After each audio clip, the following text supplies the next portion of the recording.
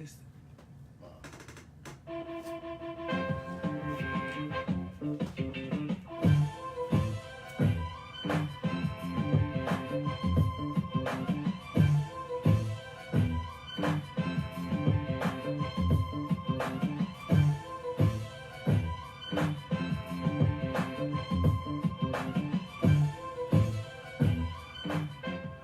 Welcome, ladies and gentlemen, on this episode 2 of Outside the Locker Room. It's me, the Birdman, and of course, yours truly, the Don of Sports, on the second episode of Outside the Locker Room, man. It seems like it's been eons since the last time we talked, Don, at least on Facebook Live. This is new, so excuse the hiccups. We are used to the radio version. Blog Talk Radio. Shout out to Blog Talk Radio. But now we're moving to the live platform on your YouTube. Also, check us out at tsj101.com for all your latest and greatest news. Shout out CEO Whip. Shout out to all the writers that's making everything happen and keeping us abreast of all the news around the globe. But just got back from Mexico. Still a little bit of a tan. Nice little tan there. A little bit of a tan. But I'm ready to get back to business, man. Awesome. Preseason has started, man. It's here. It's here. And I mean, what are some of your thoughts? I mean, I was down Mexico. I wasn't able to catch any of the games. Everything is in Espanol, and I know about 5 words. I took 3 years of Spanish. I got about 5 words in me. Awesome. See, like me gusta. Tres, cuatro, cinco. Oh no, actually I got more words. I didn't count those, okay. So that's pretty good. All right. But the preseason has already went on preseason game 2. For 6 teams, they've already, and I think some teams are now underway. We have, week 2 of the preseason starting. Yesterday, we began the week 2 of the preseason. Man, time is flying by. We're exactly around 20-something days before the start of the regular season, and this is exciting. But we don't want to fast forward the preseason. We understand that this is an opportunity for a lot of the young players to make a name for themselves. Hopefully, make a roster spot, and and so we're getting right into it. We were able to see some of those games yesterday. Now going back to week 1, there was a couple impressive things to me. Absolutely. One, obviously we talked about it all fair. Saquon Barkley and that run that he had.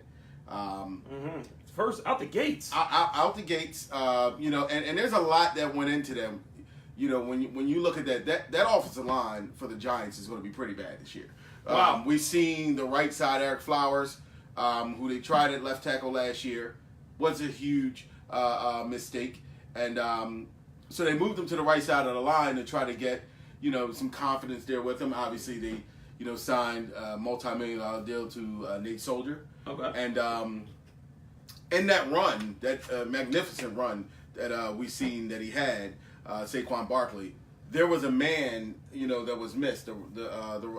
What would be the right end was missed by Flowers, and on that run you were able to see a few things there. You was able to see the patience of a Le'Veon Bell. Okay. And again, shout out some big names. I guess that's some big names. I want to preference my statements by saying that I'm not saying he's Le'Veon Bell. This is a young player with a lot of promise, and we'll have to see where that goes. But you've seen the patience, being able to invade that, what could have been a tackle for loss. And then you've seen the vision, I believe, of an Ezekiel Elliott and hitting the holes. And then you've seen him turn up with the speed after he made that, got to the second level of the defense and made that defender miss. You've seen the speed, of I would say, a Brian Westbrook or, one of those guys that was known for that agility and and that burst and breakaway. So again, a lot of big names that was thrown out there in that one run. We're not going to make too much of it. It was one run, but I mean, it shows that he's going to be able to protect this line from the standpoint that, again, I don't believe they're going to be very good this year. They did, obviously sign Hernandez or drafted him, and they signed Soldier, but that right side of the line is going to be a problem in my mind. And so seeing that burst from him was really good. Yeah, I mean, out the gates, what was it, 34, 39-yard run for the former Penn State running back. very impressed with, like I said, his poise. He was very patient, but the offensive line is horrendous in New York. It's not a shot at the New York Giants and what they accomplished, and winning the Super Bowl in the last 10 years they won 2, right? Yeah, and it beat Tom Brady. We are in company with them, the Philadelphia Eagles. But I believe the last year was 2007. That is correct. Yes. Yeah. But I'm once again, the thing that I'm scared about Saquon Barkley, and I'm a big Saquon Barkley fan, as he's from Penn State, is the injuries and his play in big games. If you look at his Big Ten games, I mean, if you look at his games against the Big Ten, he was, and against those high quality opponents, he disappeared. He was subpar. Subpar. I mean, he's excellent in the special teams, but now the Giants have to look at it and see how they want to use him in that special teams as a punt returner or a kickoff returner. If he's going to get the bulk of your carries, you may want to minimize that. Now, I see sprinkles where, they could mix in a Jonathan Stewart, who they acquired via free agency, who used to play for the Carolina Panthers. But there's some work that needs to be done. Certainly. And we'll see going into the preseason if he's going to continue to play. Right now, it's a hamstring. Now, we know hamstring injuries continue to plague you throughout the season. So we're curious to see what's his regimen's going to be, how they're going to work him into these next preseason games, or if they're just going to sit him out. People that, somebody's making a lot of noise at the quarterback position in the preseason, and he plays for the Jets. Now, and I'm asking you this because the Jets, from what I hear, was probably one of the worst games to watch yesterday on television. The final score was like 13-16 or something like that. 13-15. For 13-15. So not a lot of points scored there. But I mean, did you see anything from Sam Darnold that what the reports are saying that this guy could be the starting quarterback? It looks like he's going to be starting quarterback come week 1. Yeah. Well, I mean, I think the plan, and I wouldn't say that it was necessarily coming into the preseason that they were going to just thrust this young guy out. Okay. We've seen that down through the years happen where the first round draft picks of a quarterback are playing. And they're playing a lot earlier. It's no longer the time where I think there was a stat where I think the last quarterback to sit for multiple years who was a first round draft pick was Aaron Rodgers. Everyone since then has at least started at least one game during their rookie season. Right. So, we'll have to see there. But I think the plans you could see going into the game 2 for the Jets was that they're planning on starting him. They started him yesterday, of course, and I mean he did okay. He had a pick. 8 for 11. So you see the efficiency there. 62 yards. He didn't really get a whole lot of opportunity, a whole lot of drives. Teddy Bridgewater came out there, of course, was his ultra efficient self. But Sam Darnold, I think, is he was already one of the quarterbacks that, going into this year, you felt was probably one of the most ready to start if they had to week 1. Think going into last year's, before the season started, he was the absolute, general consensus number 1 pick. Okay. And unfortunately, he didn't, didn't really play his best. I think he averaged probably a pick a game in college, and that kind of dropped him a little bit. Now, I mean, we're talking about going from first overall pick to, what was he, 3rd? So that's still really good. But I think, you're starting to see some of those intangibles that he had that, people fell in love with him prior to last year's college season come into fruition. And that being said, I think the plan is to go with him, to start the season, which is, some would believe really strange because Todd Bowles needs to win some games. Absolutely. We understand what is taking place. And they renewed his contract. Renewed his contract. They spent some money on that defense. Without winning. Yeah. So, I mean, that's the new norm. So, I think the plan is to start Sam. Okay.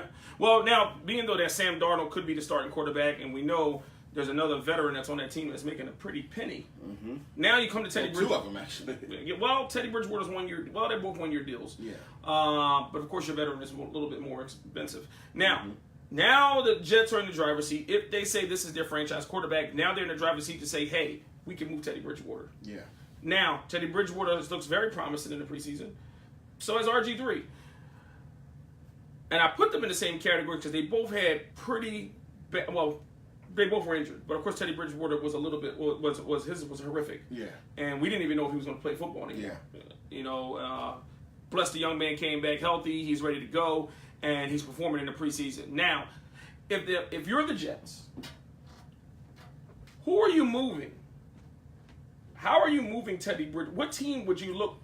Matter of fact, what team do you think out of the 32 teams in the NFL, where's the best fit for Teddy Bridgewater? Or are you okay with him being your second or third string? Because one of those quarterbacks has to be moved.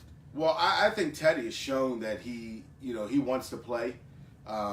Whatever fear, people would have thought, excuse me, that he had, in making sure that his leg is 100% healthy. Uh-huh. Teddy is there. He's playing.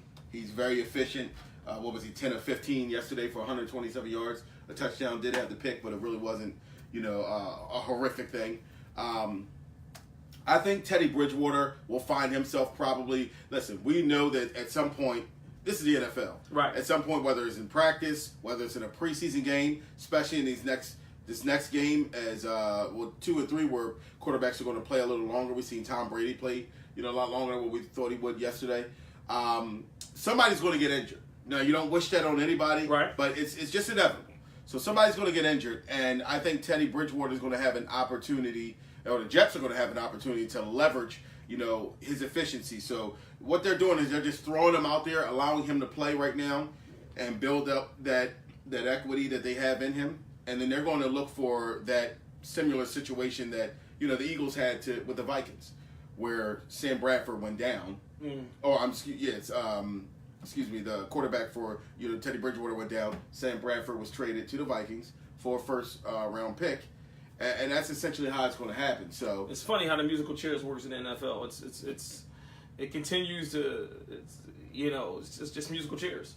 But since you brought up the Philadelphia Eagles did play yesterday in a preseason game in a rematch of the Super Bowl. Now, of course, the stakes are nowhere near as high as it was in February. Yeah. But now the Patriots, of course, hosted the Philadelphia Eagles last night, and it was a lackluster performance from the Philadelphia Eagles. Now, you can say, if you're that fan that says, it's preseason, Nelson Aguilar didn't play, Alshon Jeffries didn't play, Brandon Graham didn't play, Jason Peters didn't play, Sproles didn't play, all these different things you can continue to say that they didn't play. But I was definitely disappointed in the Super Bowl champions. I'm going to tell you why.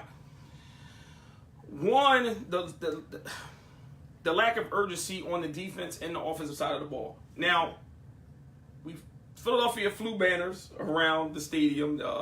They had a plane that was out there at the beginning of the game that just reminded them of the score, which I think is overkill. Yeah.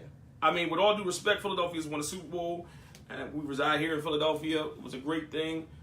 But it's business, back to business. This is a new year. I know we kind of got to put that in the rearview mirror. And if you're a Philadelphia Eagles, if you're on the roster, I mean, that's something you got to do as well. You lost a couple pieces, 4 or 5 pieces in the offseason, but you gained some great players like Mike Wallace and continue. Dallas Goedert. Dallas Goedert, who's going to be a monster. And now you got to move forward. And now the progression, what I wanted to see yesterday, I didn't see. I didn't expect Nick Foles to come out there and be the same Nick Foles. I didn't expect him. It's not like I'm going to say it was no stakes. So like I said, I don't think he was laser focused, but the defense really surprised me. Mm-hmm. Tom Brady started out and went 6 for 6. I mean, even though they were dink and dunk, there was all the Deion Lewis. Mm-hmm. They were all the James White. So a little Ricky Dink plays. But you can see, even at halftime, Tom Brady has not played at halftime, not played that long since 2011. It was no need to. So there was a reason, and I seen some of their defensive starters well into the third quarter. So there was a reason why they really want to stick it to the Philadelphia Eagles, which, it's no crime against that. You risk injuries. But I just wanted to see a lot more from the offense.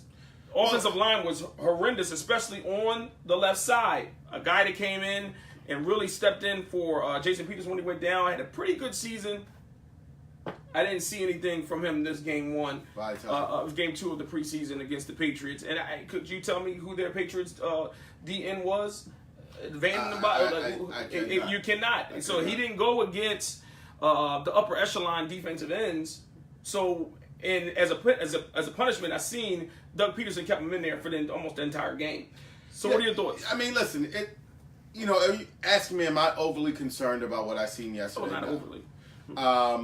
When you look at Nick Foles, yes, he was 3 for 9. He was sacked 3 times. He wasn't his best. But listen, I mean, first of all, we didn't have predominantly any of our starters out there, on the offensive side. And no game plan. No game plan. But the Patriots look like their game plan. Yeah, exactly. It was all vanilla. The Eagles were, they wanted to get some good work for their young guys. Mm-hmm. Get some reps out there for, of course they want Nick Foles to look good. Maybe get him out there for a series and then, get him out of there. Right. So there wasn't a plan to play him very long. I don't think, regardless of what way it went, they weren't going to extend his play. And, I'm not very concerned. I seen a team last year that was able to focus, through the season. I seen a team that was able to leverage the leadership that's in that locker room. And they weren't really out on that field yesterday. You didn't have an Alshon Jeffries. You didn't have a Nelson Aguilar. You didn't have a Mike Wallace. There's a lot of guys that really was not out there yesterday. So I'm not overly concerned as to what I seen. Now, listen, to your point, obviously the Patriots came out there with an agenda. And when you're throwing, arguably the best quarterback, in league history out there to do it, I mean, he's gonna dice you up. But, I like what I see. There were some really, really good nuggets in that game. I like what I see out of Sudfeld. I think he improved, from the offseason, and that was one of the things that I wanted to see from him. He threw that beautiful pass where he was evading the pressure coming out. He had to get out his hands and just throw it up there, and it just landed beautifully in Rodgers' hands for that touchdown. I like what I seen from him. What I was looking to see from this preseason is, providing the fact or the opportunity that they trade Nick Foles, is Sudfeld going to be able to step up and be that number 2 quarterback behind Carson Wentz? And if it's not, he's not trading this year. I mean, I'm a stat guy, as well as Adonis Sports. I mean, he leads the preseason and he's over 400 something yards in passing. I mean, he had 3 something last night. Yeah. 3 touchdowns. I think he had 1 pick. I think he had 2 or 3 touchdowns the first game. Well, I'm not saying he's the Messiah, I'm just saying. You see a live arm out there. You see the intensity. Again, they're not game planning, any of the plays that they would run, in the regular season. But you see a lot of these things that I would like to see from him. And so that was one of my focuses. The other is, obviously on the defense side of the ball, I want to see, if Sidney Jones has his legs under him. And to me, it looks like he does. Mm-hmm. A guy that has the ability to tackle as well from the cornerback position. So those are a few things that I was looking to see, and see some of the young talent at the receiver position, the Gibson, Treggs, who's going to separate themselves from the pack. Mm-hmm. To me, that was the importance of it. I take nothing from what the Patriots did because when the chips were down and they needed to. I mean, we see what happened. Tom Brady, 500 passing yards was not good enough, my man, because the Philadelphia Eagles brought that Super Bowl home. So absolutely. I'm not overly concerned about that. All right, well, listen, and the Eagle fans shouldn't be, and Patriots fans should relax. But elsewhere around the NFL, a former Philadelphia Eagle is no longer has a job. Marcus Smith let go by the Seattle Seahawks. Of course, former Philadelphia Eagle is no longer with the team due to personal reasons. We've seen him get his walking papers, and man, you talking about dropping a bomb? Yeah, that was a first-round pick. We had him on the show a few years back too. Hey, so absolutely! Shout out to Marcus. Shout out to Marcus Smith. He was on the show. It's one of our mainline guests that came on there, and I actually met him and Connor Barwin at Connor Barwin's event. That was pretty fun. Got some pics with them and got to actually bust it up with Todd Harrimans and a couple different former Eagles out there. So shout out to Marcus Smith. Hope all is well with your fam or whatever personal reasons you have. I wouldn't say his career is over at all. No, not at all. very physically gifted individual. It just needs the right spot. Elsewhere, Dez Bryant lands in Cleveland, but it leaves without a deal. So, kind of put the Giants and the Eagles in the rearview mirror as trying to get back at the Dallas Cowboys and get back in the NFC East, which I brought up to you off air. Alshon Jeffries may be out 6 weeks, maybe put on the PUP list. Nelson Aguilar has a back issue. We don't know how long that's going to linger around. It's nothing serious at the time, but backs. I would rather you mess with my ankle than mess with my back, because you can't do anything without a back. I mean, with your back messed up. So I thought maybe the Eagles should ponder over a deal and reaching out to see what a Dez Bryant is. But then you brought me into perspective with Dallas Goedert and what he can do. Him and Zach Ertz, and it pretty much serve as a receiver, may not be the best fit. But Dez Bryant leaves Cleveland without a deal. I really wish I was a fly on the wall to see exactly what numbers he was commanding. He wants a 1-year deal. It's a prove-it deal. He believes in his abilities and what he can contribute to a team. So, what do you think? How do you think that meeting went? I mean, well, it's hard to really say, and I'm gonna get turned down by the Cleveland Browns. I'm really going to over the next few days do my due diligence of trying to see what happened there. I'm not sure if I was Dez Bryant and I'm coming on the off season where I was just released by a team that I thought I was going to spend my entire career with. I wonder if he was in shape.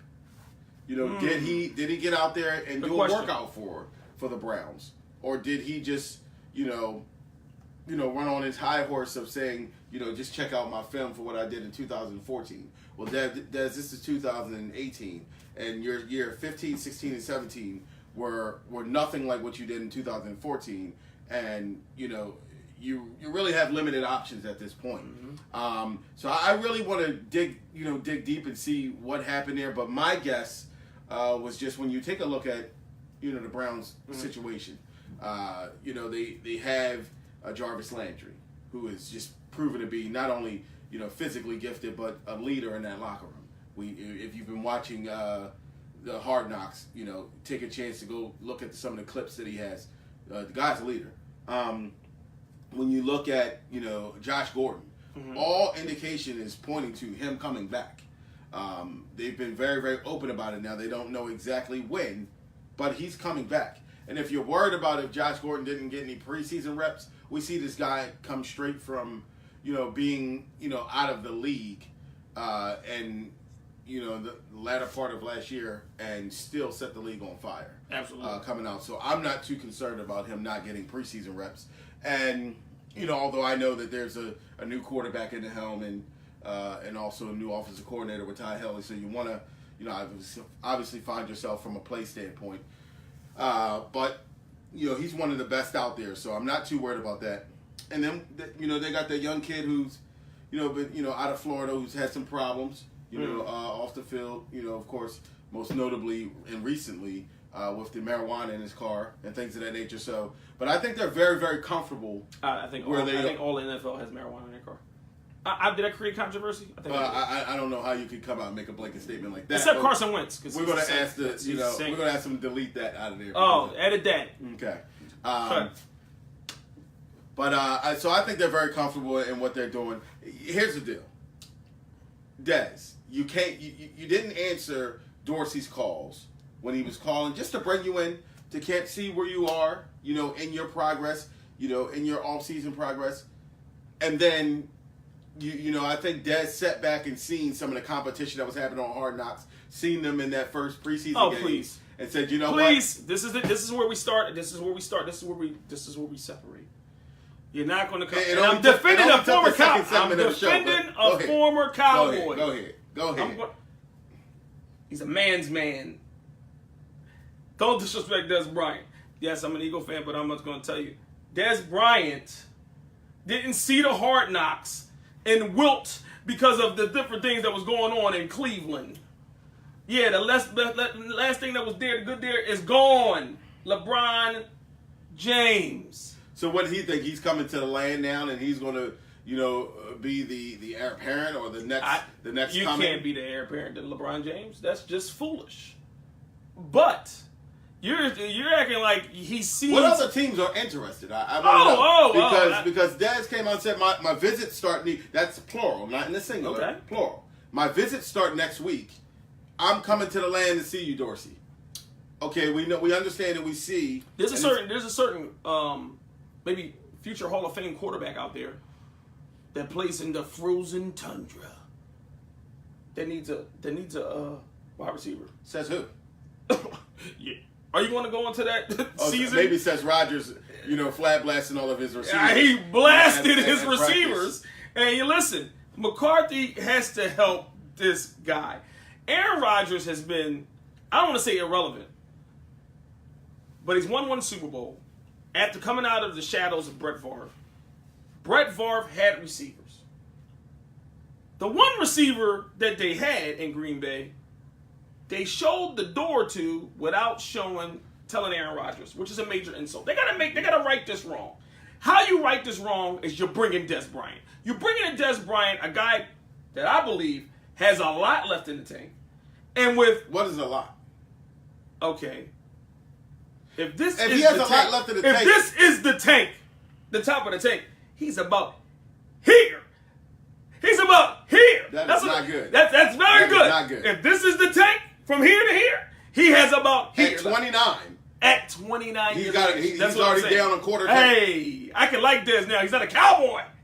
We see a guy in Larry Fitzgerald who looks like he's still running on full.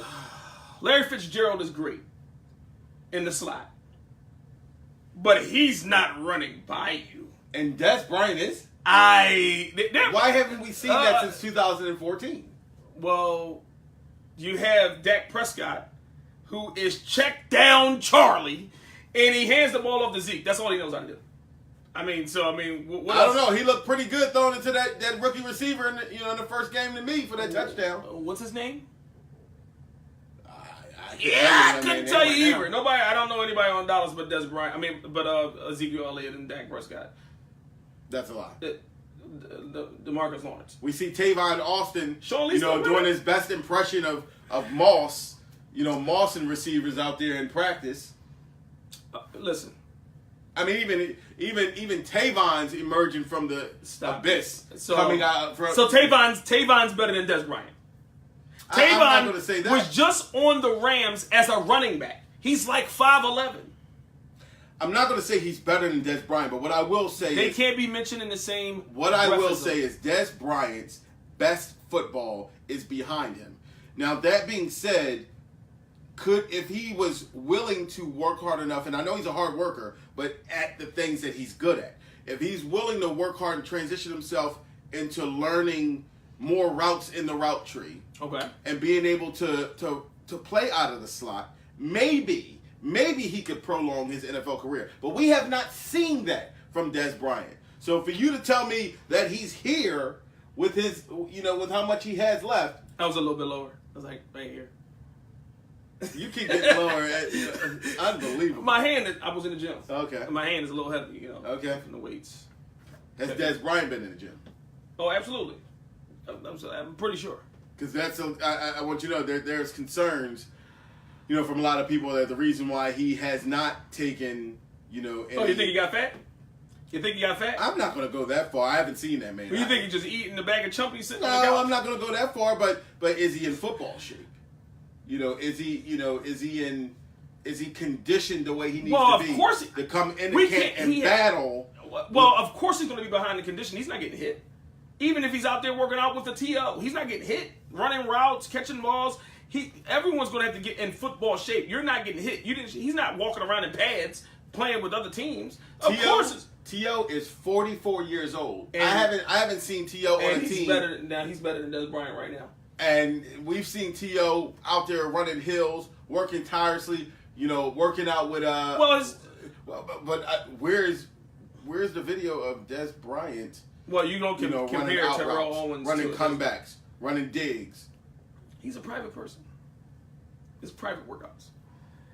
Elsewhere around the NFL, Jalen Ramsey has made headlines once again, and not for his weird-looking videos and interviews, but he named a bunch of quarterbacks and pretty much said some pretty harsh words. Very bad, very bad. Now, if you're ownership of Jalen, and you're the owner of the Jaguars, who's a very rich man, might I add, trying to move the team to London. Yes, he is. Would you be concerned about Ramsey's comments? First of all, let me tell you what Ramsey's comments were. So in case you weren't aware and you didn't go to check out TSJ101.com for all the latest and greatest news and see what the reports, I advise you to go check us out. But he described this one particular quarterback he really, really, really crushed, and that's Joe Flacco. Mm-hmm. Joe Flacco, of course, we know he had a $200 million contract? $200 million contract. Well, I don't know. It was $200 million. Very close. $126 million. 120. Excuse me. That's a lot of money. I need to do my math. Big contract. Wins him a Super Bowl. He gets paid. Everyone else on this team starts to disappear. The only one left from that team that's relevant is Terrell Suggs. Everyone else had to get Ed Reed gone. They had it. The pieces on the team started to deplete. They had to get rid of a lot of contracts to appease, because they were paying for Joe Flacco. So there's a certain expectation that comes with that. Yeah. He didn't get anywhere close to the Super Bowl. Mm-hmm. Playoffs has been horrendous. Appearances have been horrendous. Jalen Ramsey comes out and says, I played him 2 years in a row, and he sucks. Let him know. He sucks. Let him know. Now, he said, and they fact check said this. He said, true or false? Statistically, Flacco is one of the worst quarterbacks in the NFL. His haircuts have been steadily improving, however. Nice. So wait a minute. He not only took a sawed-off shotgun to Joe Flacco's face verbally, he also insulted the man. But he did give him compliments on his hair. I mean, I like it. and he goes on down the list. We'll come back to Joe Flacco. Aaron Rodgers, he does not suck. Tom Brady does not suck. Won't say he's good. Won't say he's good, but does not suck. Mariota, I think Mariota is a great quarterback for their team. What does that mean? Tyrod Taylor, I think he's actually a better quarterback than he gets credit for. He doesn't make many mistakes. Jimmy Garoppolo, I don't know yet. If you know how to work with your scheme, it doesn't mean that you're a good quarterback. Wow. Shots. Deshaun Watson, very highly on him, will be the league MVP in a couple of years. I'm 100% on that. Jared Goff, he's average to above average. I don't know if I understand that statement, that answer. But anyway, Dak Prescott, he's good. He's all right. He's okay. I'll put it that way. Kirk Cousins, I think he's good. I think he's a winner. Get the Tommy gun. Derek Carr, I think he's good. Eli Manning. I won't say anything good about Eli Manning. Two-time Super Bowl champion, this man is talking about. Russell Wilson, he says, oh, he's good. He's really good and a good leader. Big Ben, he's decent at best. Blake Bortles, Blake got to do what he got to do. That was a little shot. What's that Pillsbury Doughboy when you poke at something? That's what he just did. That was a little shot right to Blake Bortles. Nick Foles, well, he won a Super Bowl. He's good enough. Drew Brees, he's really good, even at his age. Andrew Luck, I don't really think he's not good at all. And I've been saying the same thing, so I'm with you right there. Well, your mouth is about to get shut when you see him come back to life this year. So, looking at the comments of Jalen Ramsey, he's really, really took it out on Joe Flacco. A guy that he's seen two times in his career. What do you think about Joe Flacco's? What do you think about Jalen Ramsey's comments? And we know that when you're a cornerback, you have to have some type of edge. And we know that when you look at the positions around on the team and the people that are outspoken, it's usually the wide receiver and it's the cornerback. Yeah. It's never the offensive lineman, never the defensive lineman, never the quarterback. It's usually the cornerback and the wide receiver. If you're the owner or even the coach of the Jacksonville Jaguars, should you be concerned about Jalen Ramsey's comments? No, because Jalen Ramsey is a player that can talk, but he also backs it up with his play on the field. Mm-hmm. We understand that you know, Jalen Ramsey is very, very outspoken.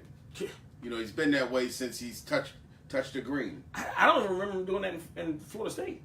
But go on. But, I mean, he has the talent to be a Hall of Famer, in my eyes. You know, he's on that trajectory. Obviously only going into, his second year. Mm-hmm. When you look at some of the comments that he had, Ben Roethlisberger is just okay. Right now, Ben Roethlisberger in his own right is a future Hall of Famer. Won 2 Super Bowls. Been to 3. But right now, in the stage and where he's at in his career, if he doesn't have an Antonio Brown and a Le'Veon Bell, how does he look? You know, when you look at a Joe Flacco, we've seen Joe Flacco play extremely well in the playoffs. Mm-hmm. I mean, the Ravens, you know, with him at the helm, is one of the only few teams, you know, that is not afraid to go to Foxborough in the playoffs. Dolphins not scared. Dolphins as well, but I'm talking about that had, you know, really good history, you know, recent history in the playoffs against them.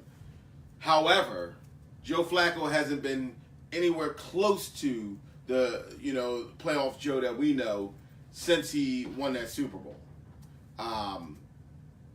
So, you know, I agree with him there.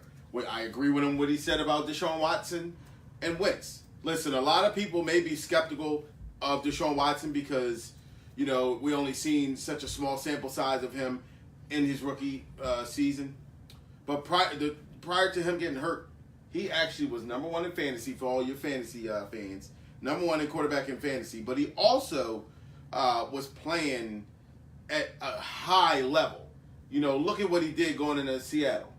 You know, look at what he did going to, you know, Foxborough. I think his last 3 games prior to him getting hurt, he threw 5 touchdowns, 3 touchdowns, and 4 touchdowns. Just an incredible rookie season. I agree with him. We also see with Wentz. Wentz prior to getting hurt, Wentz would have been the league MVP. He had 33 touchdowns, I think, going into week 15. Because he got hurt, I believe, in week 14. Correct. I was at that game. Threw a touchdown on a torn ACL and MCL. So, I agree with him there. I mean, Russell Wilson. And you know, he's good. He's really good. My pick for league MVP this year. You know, either him or Carson Wentz. So I can't say that I disagree with what he's saying. Now, a lot of people may not like the fact that he came out and said it. But, you know, to me, it doesn't really matter because when he gets out there, regardless of what receiver is lined up against, in front of him, he's going to back it up with his play. There's no doubt that he's a top 3 cornerback in this league. You have him too low. I think you have him too low. I mean, you know, so when you ask me what I think of his comments, I don't mind him. When you ask me what I think of, you know, what the leadership, be it the owner, the GM, the coach, what they think of it, listen, I mean, you have these type of personalities in the locker room. You have to be able to manage that. You know, now you can't have too many of them, and I'm not sure that they do. But listen, as long as he's backing it up and writing checks that he and his teammates can cash, I don't think they'll have a problem with it. Now, we've seen the issue that he had in the blow-up that he had on Twitter with the reporters, and what did they do? They suspended him for a week for that. You know, I think here, this is just all competitive fire and competitive fervor that I think is just going to help propel this team to be successful again this year. And I absolutely have no gripes about what Jalen Ramsey is doing. The Jacksonville Jaguars were irrelevant since Keenan McCardell and Mark Brunell, pretty much. Where they, got to the AFC Championship game, got to the Super Bowl, the AFC Championship game. Yeah. Got past the Buffalo Bills, and that tandem of Jimmy Smith and Keenan McCardell, Mark Brunell, Nathan Means was on that team as well. Fred Teller was on that team. So now, Jalen Ramsey, in his physical play and his outspoken attitude off the field, has put an identity on Jacksonville. Yeah. That you can't look at the schedule and say, oh, we're going to beat them. when you look at the schedule, that's a team you're going to fear based off of defense, not maybe off of offense. Now, Leonard Fournette and their offensive weapons, they did lose Hearns and Allen Robinson. So we'll see how the offense, but the defense is there. Mm-hmm. They put a bulk of money into that defense. They have invested a lot of money into that defense, and Jalen Ramsey is at the core piece of that. So him going out and saying different things, I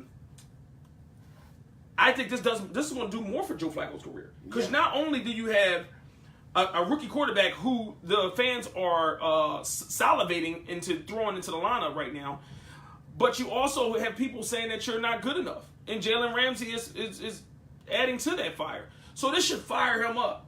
And I didn't hear any comments from Joe Flacco saying that it was any ill will or disagree with any comments. I actually haven't heard any quarterback come out and say anything about Jalen Ramsey. Actually, there was one. Oh, there was one. And this is why we pay you the big bucks. There was one, Eli Manning, who they told Eli at a press conference, after practice, the comments that Jalen Ramsey said about him. And they asked him if he had any, comments or anything to say to Jalen or anybody. And, Eli said, nah, not really. I don't have any comments. And then he went with the classic line, a really good Eli jab of... Eli jab. Who? Oh. Now, Eli. Who? We know you're a two-time Super Bowl champion. Eli is saying who? Who is it? You mean the Jalen Ramsey that has 2 Super Bowls like myself, 2 Super Bowl MVPs? I don't think that we're on the same playing field. I like this. I don't think we're on the same level. Who was it that said that? Okay, can we? Okay. Can, I love it, Eli. Can we? I love it, Eli. But they say you can't spell elite without Eli. Oh, I love it, Eli. Okay, well, can we do this role play? We do this role play on the air. Producers, we good? I'm Jalen Ramsey. Mm-hmm. You're Eli Manning. Yep. So you won 2 Super Bowls, right? Yes, I did. Okay. Oh, let me do it. Yes, I did. You won 2 Super Bowls. You beat the Patriots. Mm-hmm. Twice. Mm-hmm. Can you explain that look in your face every time you get sacked? Can you explain that look in your face when you come to that huddle? That dumb look, the same look I'm looking at you right now with? That same look? Are you the same guy that said, I can't go play for San Diego. I want to go somewhere else. I'm not coming out. Are you the same guy? Yeah, that's you. I am that same guy. Oh, okay. Wait a minute. You won the Super Bowl. Didn't y'all run a NASCAR defense? Didn't you have the Hall of Famer, Michael Strahan? Wait. Was I the MVP? The Super Bowl? I thought it was. I thought it was the salsa man. Did I not make a magical throw? No. To David Tyree. That was overthrown. It was overthrown. And in that second game, a beautiful throw to the sidelines to Manningham. Sir, was that not me? Sir, you threw it up like a loaf of bread. And the man Tyree came up. A loaf of bread isn't going 5 feet. Listen, he said, come with me. Hell, Mary, grabbed the ball and got you the first down. That's what happened. You didn't do that. You were scrambling for your life and you stood up. Did I not evade the rush, including the jaws of life from 2 D tackles that had me, and I got out of their grips? Your slow behind moved? Yes, we did. Yes, I did. I am very, very agile in the pocket. In your pants pocket, maybe? Playing pocket ball? Okay, now you can switch back to me. I'm Jalen Ramsey. What happened in that game last year where I think you might have been lined up against Antonio Brown? Did he not have a career day on you? I know Bouye was on him a little bit, but I did see you on there as well. Well, I cover who I cover. You cover who you cover. I cover who I cover. Okay. It sounds like you're doing a lot of covering up for your game, because I seen him go for $180 something 2 tubs. Well, Jalen Ramsey doesn't allow $180 on him. Jalen Ramsey doesn't do that. Jalen Ramsey comes out and he puts 100% effort. Jalen Ramsey walks the walk and he talks the talk.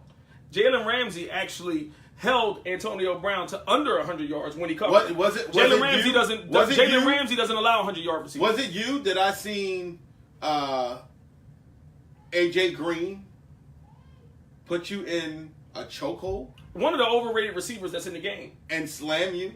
For the dirty play that you were doing out on the field. Well, first of all, that was a strategic move that I did on the behalf of not choking him out. Because I knew it was going to give him a penalty. I knew he was going to get suspended more than me, and I knew he was going to get fined more than me. So Jalen Ramsey knew what he was doing when he allowed him to get chokeslammed.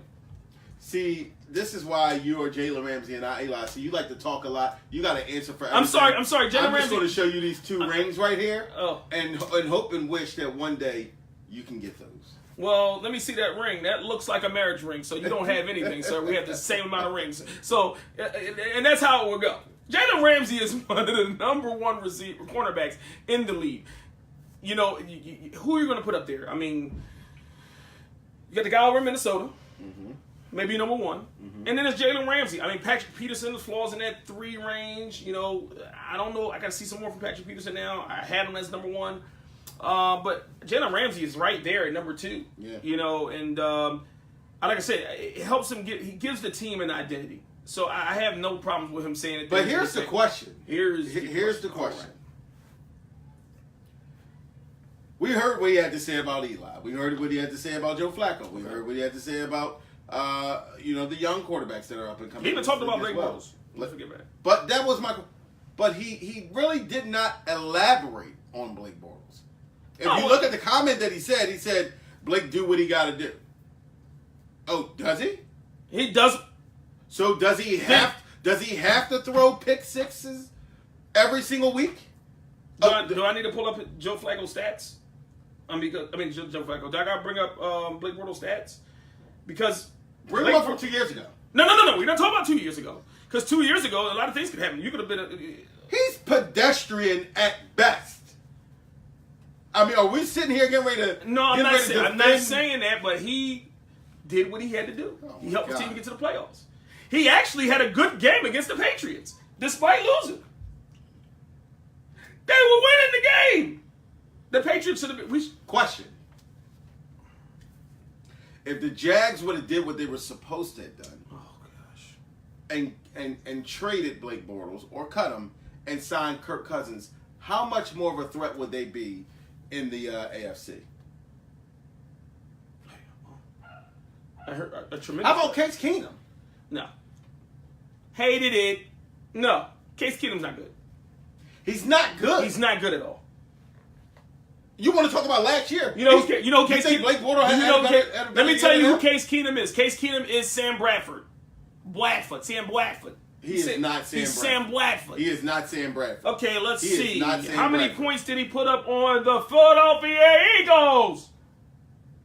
Not 1 pick. Did he not? Did he not?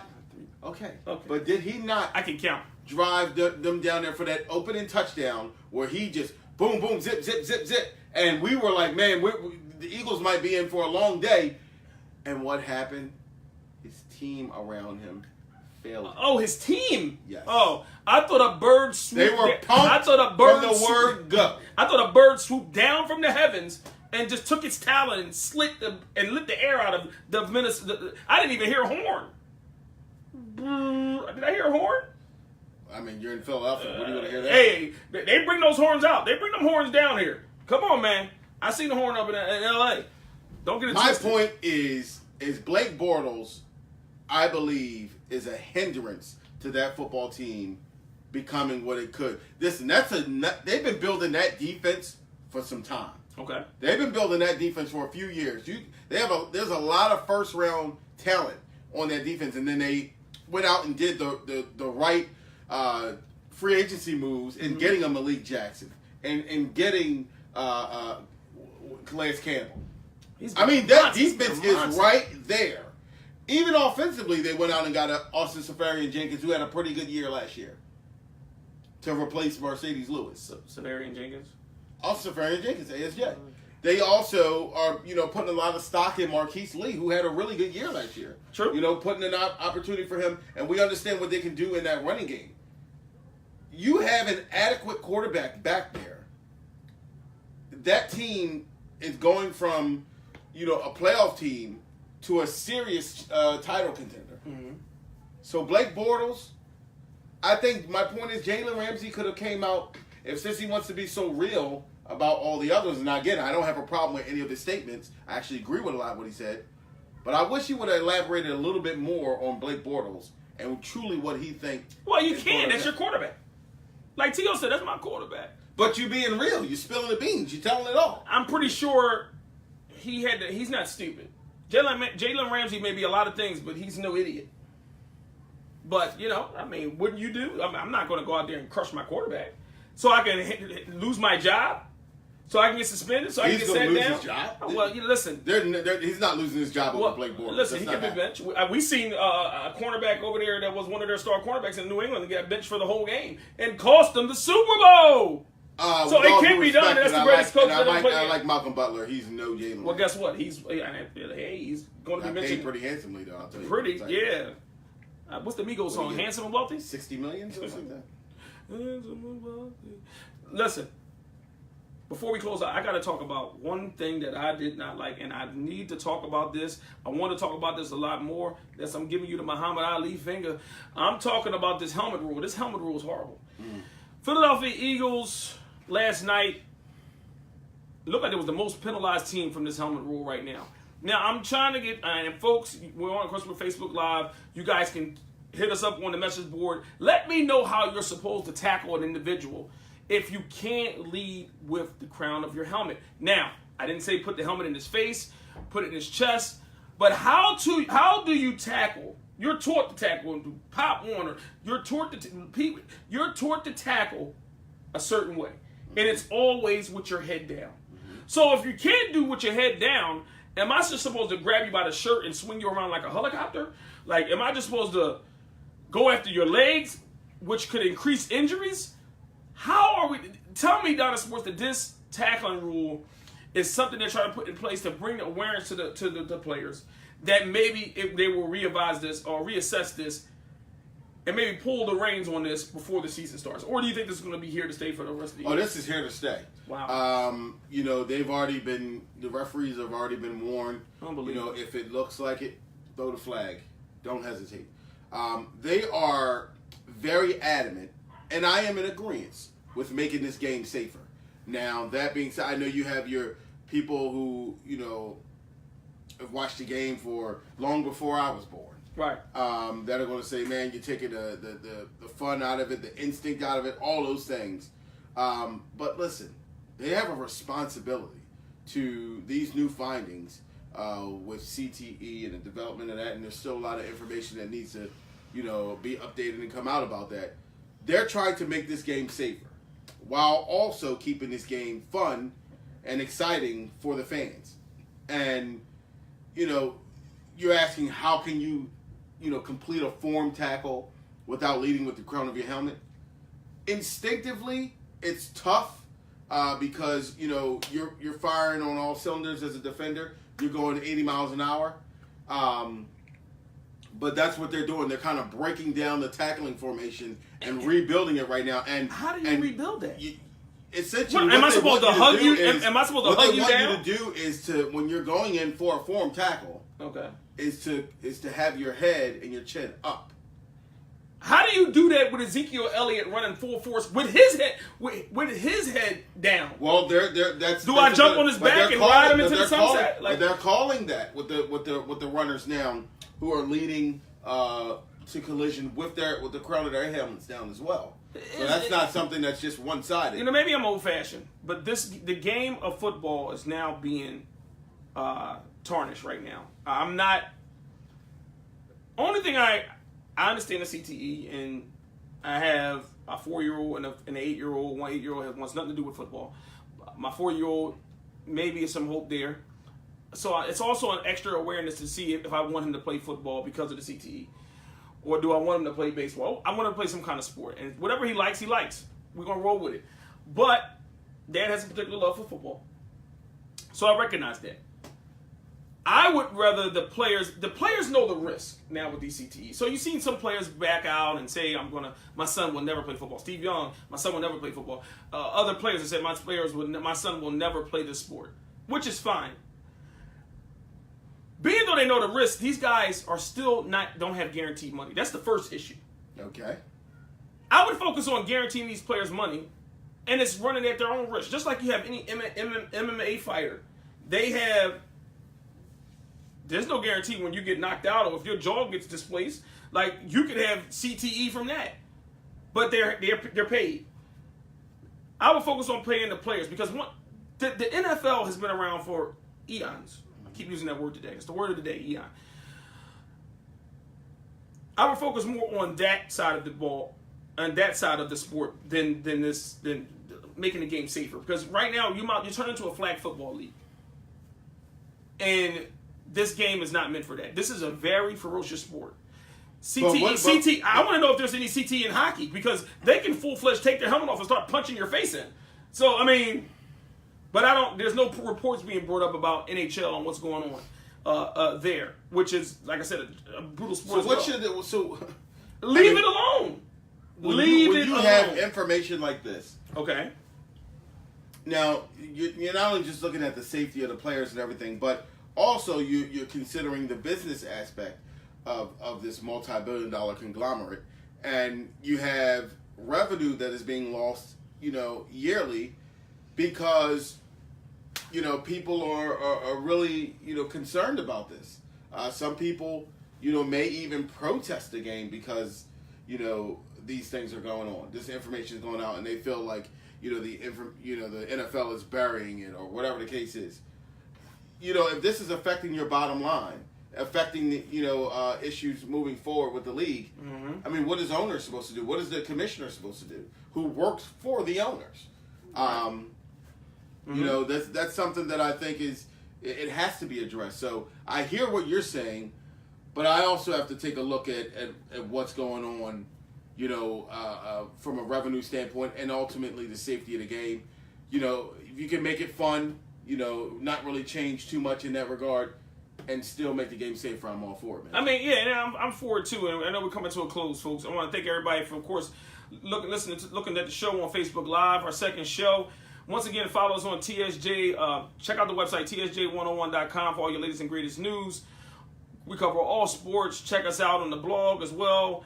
Now, we have merchandise on tsj101.com. You can get your shirts from outside the locker room. I got yours truly and the Donna Sports on the shirts, also supporting your TSJ 101 logo.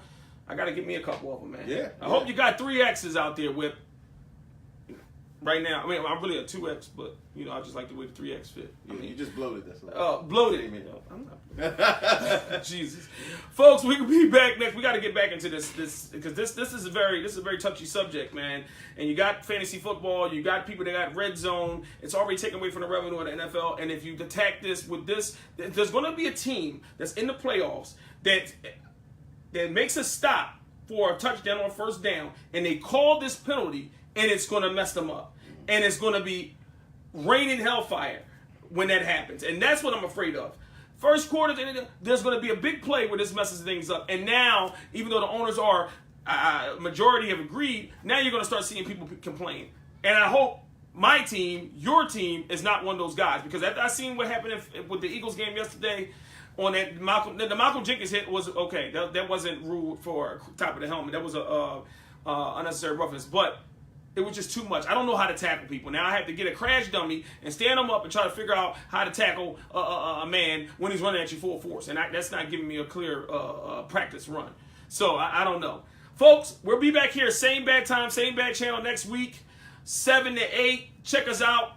Hit us up on our Facebook page, of course, Outside the Locker Room, which the video will be posted there as well. Follow me on Twitter, @TheBirdman78 and @TheChildOfGod. All your questions, all your gripes, anything you want to talk about, we'll see if we can get it up here on the show. And we'll see you same bad time, same bad channel, man. We're out of here.